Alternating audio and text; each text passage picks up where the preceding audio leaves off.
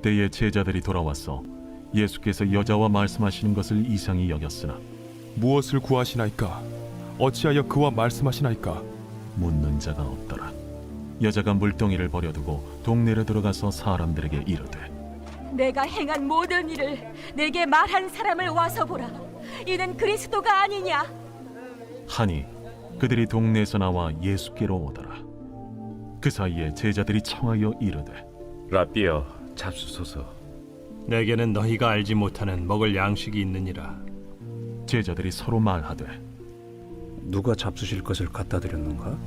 나의 양식은 나를 보내신 이의 뜻을 행하며 그의 일을 온전히 이루는 이것이니라. 너희는 넉 달이 지나야 추수할 때가 이르겠다 하지 아니하느냐? 그러나 나는 너희에게 이르노니 너희 눈을 들어 밭을 보라. 희어져 추수하게 되었도다.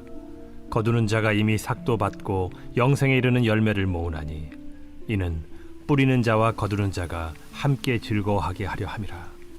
그런즉 한 사람이 심고 다른 사람이 거둔다 하는 말이 옳도다.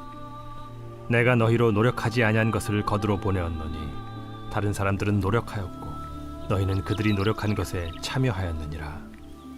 내가 행한 모든 것을 그가 내게 말하였다.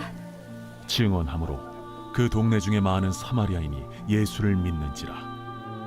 사마리아인들이 예수께 와서 자기들과 함께 유하시기를 청하니 거기서 이틀을 유하심에 예수의 말씀으로 말미암아 믿는 자가 더욱 많아 그 여자에게 말하되 이제 우리가 믿는 것은 내 말로 인함이 아니니 이는 우리가 친히 듣고 그가 참으로 세상의 구주신 줄 알미라.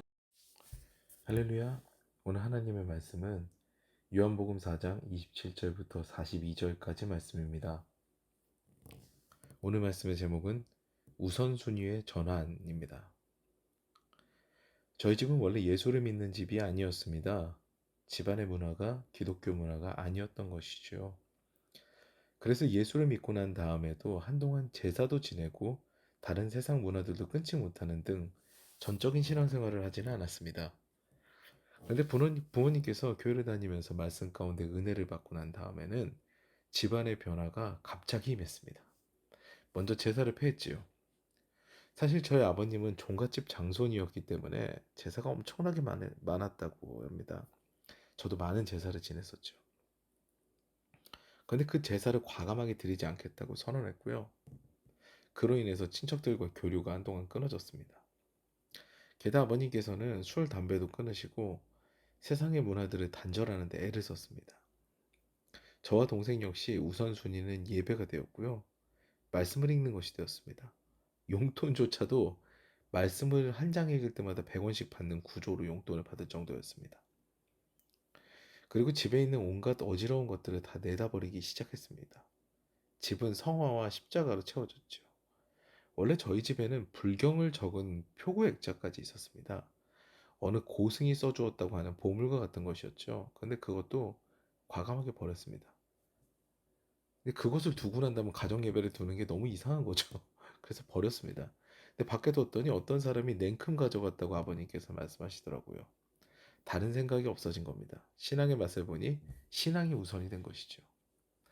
오늘 본문에 등장한 사마리아 여인이 이와 같습니다. 예수님을 만나고 그녀의 삶이 완전히 바뀌는데 놀랍습니다. 예수께서는 그녀에게 너의 예배도 영과 진리로 드리는 예배면은 장소와 상관없이 인종과 상관없이 하나님께서는 기쁘게 받으신다 라고 말씀하셨고, 이것은 그녀에게 뭔가 그동안 가득 묶여 있었던 뭔가가 풀려지는 그런 계기가 된 겁니다. 말할 수 없는 감동이 된 것이죠. 이것을 우리의 언어로 이야기하면 이렇습니다.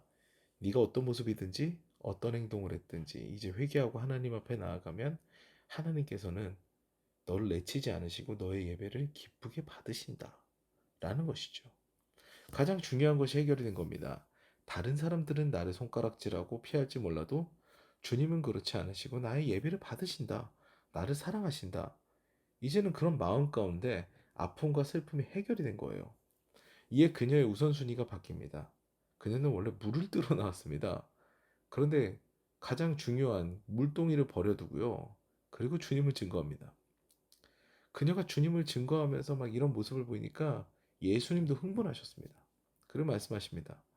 추수에는 넉 달의 시간이 걸리지만 영적인 추수는 그렇지 않다. 바로 거둘 수 있다라고 얘기하죠. 씨를 뿌리고 바로 거둘 수도 있고 내가 심지 않은 것도 내가 거둘 수가 있다. 지금 영적인 추수 기간이니 얼른 추수꾼이 되어 거두어야 된다라는 이야기를 하시죠. 사랑하는 여러분, 주님을 만나서 말씀 가운데, 기도 가운데 우리의 마음 깊은 곳에 있는 슬픔과 아픔과 외로움이 해결이 되면요. 우리 인생의 우선순위가 바뀝니다. 주님을 증거하는 것, 이것이 최우선이 되죠. 저희 어머니께서는 은혜를 경험한 뒤에 매주마다 전도지를 접습니다. 엄청난 양을 접었어요. 아파트를 돌면서 전도를 했습니다. 만나는 이마다 예수를 증거했습니다. 말씀을 읽고 간증을 나누며 하나님을 증거하는데 온 힘을 다하셨어요. 이와 같이 내 삶에 주님이 너무 좋으면요, 증거하지 않고는 견딜 수가 없는 겁니다. 이 좋은 것을 나누지 않고서는 견딜 수가 없는 거죠. 우리 역시 주님을 만나서 그 좋음, 행복함을 경험함으로 주님을 증거하는 자가 되어야겠습니다. 아울러 주님을 모르는 이들이 아픔과 슬픔 가운데 어려워한다면 그들을 주님 앞으로 인도하여서 그들 또한 자유를 얻을 기회를 제공해야 할 것입니다. 오늘도 그런 사명감으로 하루를 시작하시는 저와 여러분 되시기를 주님의 이름으로 축원합니다. 이제 다 같이 기도하시겠는데요. 말씀을 생각하시면서 주님, 우리가 주님을 만나 우리의 괴로움, 슬픔, 억압 등이 해결되길 원합니다.